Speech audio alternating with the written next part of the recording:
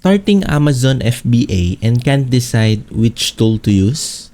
Hey guys, today I'm teaching you how to pick between Helium 10 and Jungle Scout, two of the top Amazon seller tools in 2025. Number 1, the product research. Both tools help you find winning products fast. The Jungle Scout is known for its clean interface and accurate sales estimates, and the Helium 10 offers black box, which gives deeper filters and more niche data.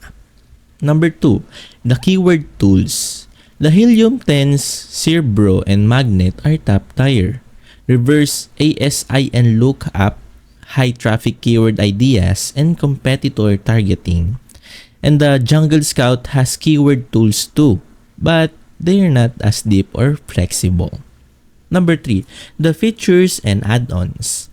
The Helium 10 includes listing optimization, inventory alerts, refund automation, and even a free Chrome extension.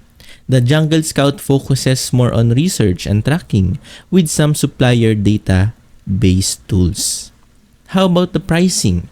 The Jungle Scout starts at around $29 a month. It is cheaper for beginners. And the Helium 10 starts for free, but full access costs about $39 to $99 per month, depending on plan. So which tool is best for you in 2025?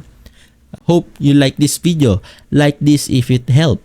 Comment your favorite and subscribe for more Amazon FBA tips and tools in 2025.